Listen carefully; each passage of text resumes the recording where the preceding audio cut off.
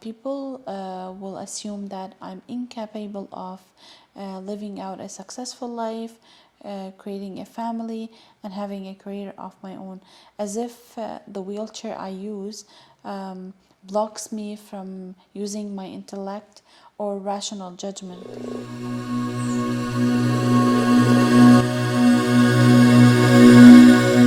Joining me today, Jana, and speaking about your experience living with a physical disability as a Muslim woman, as a working professional, as an immigrant, also as a wife and mother.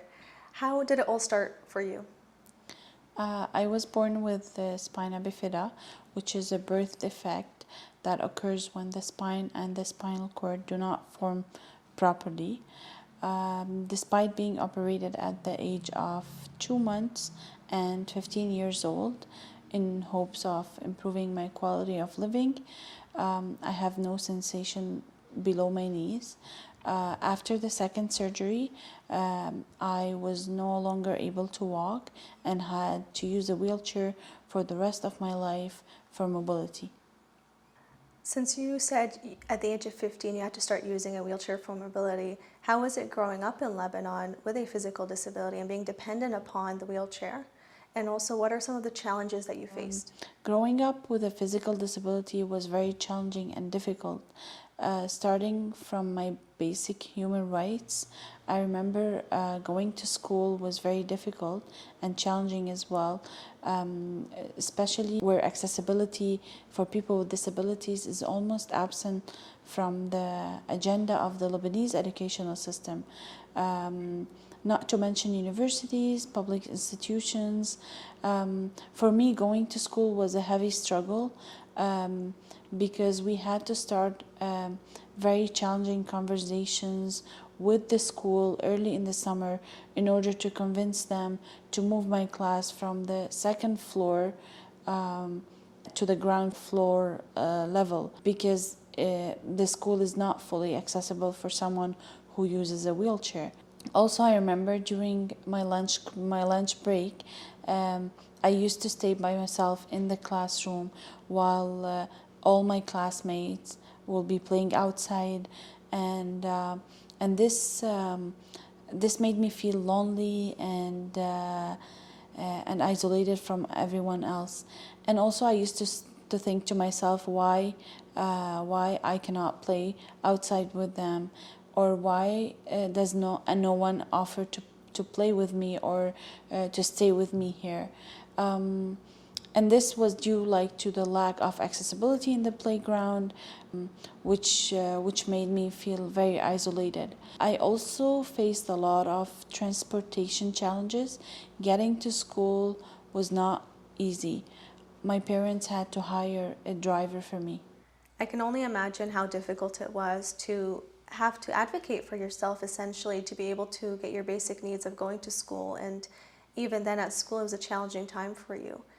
How was it socially outside of the scope of the school system?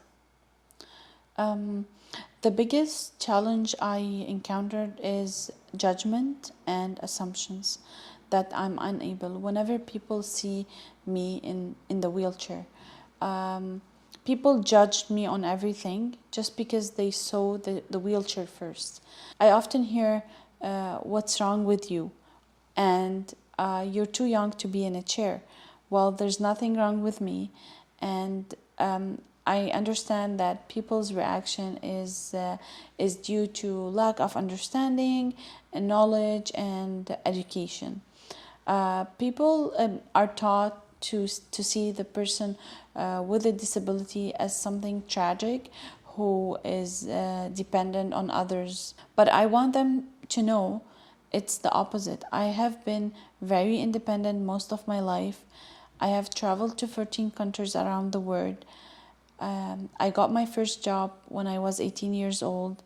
I worked as a regional development officer overlooking 13 Arab countries. I started volunteering at the age of 16. I have a bachelor degree. After coming to Canada, I was part of the Canadian government youth delegation to the UN, United Nations. I migrated all the way to Canada by myself. I started a new life here. I attended worldwide conferences, speaking and advocating for people with disabilities, which I do for my job. People's assumptions affected me also as a mom about being dependent on others, because it undermines my role as a caregiver for my child. When my husband and I were just engaged, people would ask me, does your husband have a disability too? People assume that disabled people are unable to marry or create a family of their own. This often made me think how they can be so small-minded to think that just because I use a wheelchair to move around, I'm unable to receive love from someone who is non-disabled, and that an able-bodied person could not love somebody who has a disability. Having the disability is not the problem. The disabling environment, the attitude, is the problem, and I cannot change, and I should not have to.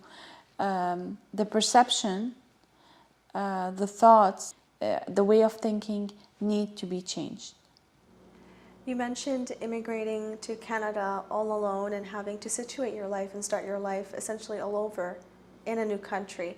How was your experience as an immigrant and living with a disability? Moving to Canada felt like a privilege for me as a Muslim woman living with a disability, because I knew that I will have access to services and resources that I did not have access to while I was in Lebanon. Unfortunately, not a lot of Lebanese disabled people are granted the Canadian visa. I feel lucky that I was able to. Also, I still faced a lot of challenges when I moved to Canada, especially when it comes to the support and connection services related to disability and immigration. Navigating the system as a Muslim woman was also a challenge for me. I had a lot of difficulties looking for accessible housing. You mentioned that as an immigrant, it was difficult to navigate the system and try to find accommodation that is accessible to you. When it comes to generally interacting with people, what can be expected, or what would you like to create a better living space for you?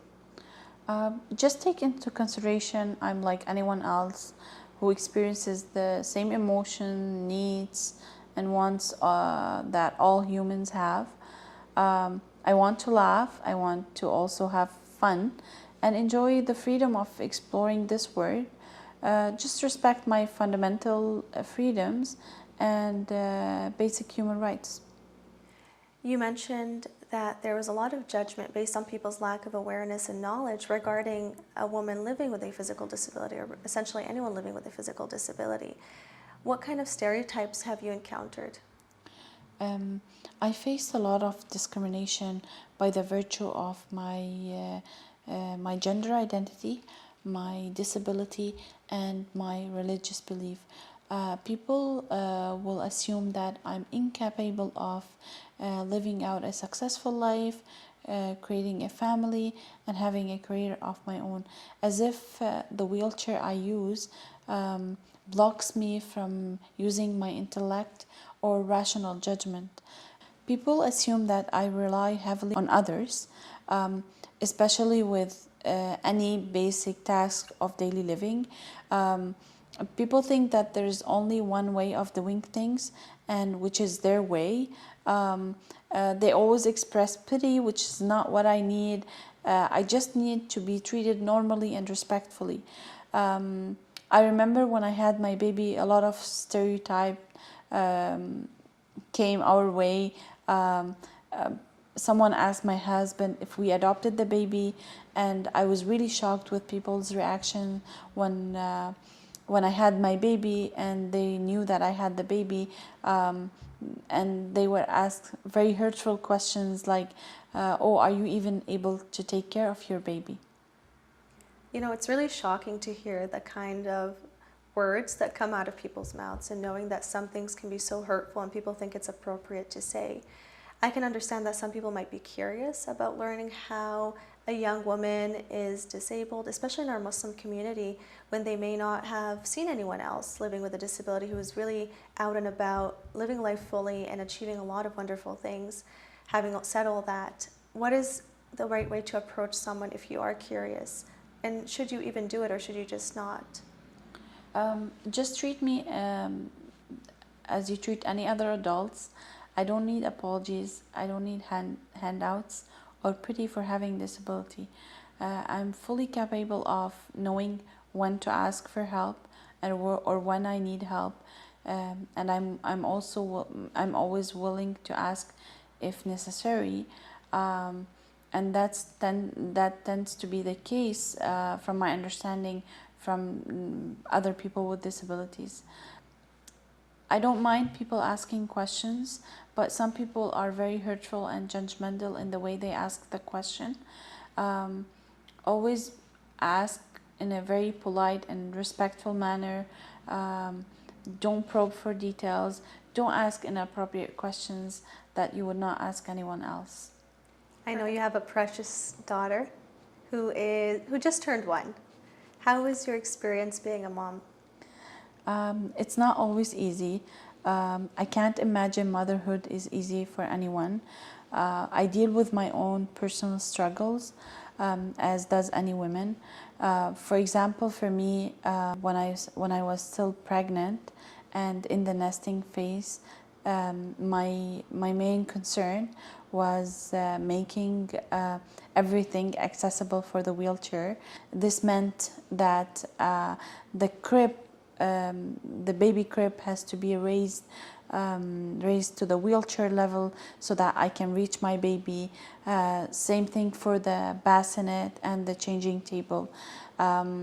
Also, I worked with an occupational therapist who helped me change position while I'm carrying the baby, or maybe help me move from the bed to the wheelchair while I carry my baby from one place to another. Also, motherhood is difficult, but for me, it required more work to adjust. That means that I need to make sure that I'm secure in my chair before I can take care of my baby. It was a long journey, and I really want to credit my husband for staying 6 months off work, to be there emotionally, physically, and mentally, and to support me and my baby. But as time passes, I feel things are getting easier, and I'm adjusting to the new role.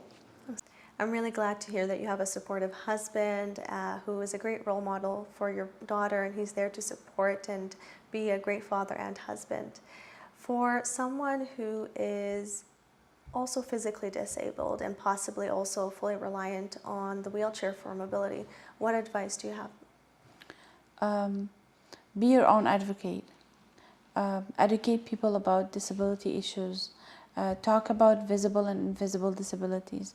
We are the largest minority in the world, and we are the most underrepresented group. Be your own representative. Understand that it can take some time for people to believe that you are able to handle responsibility and have a family, but it's best to give them some space to come to an understanding and acceptance of you, and it's not in your control.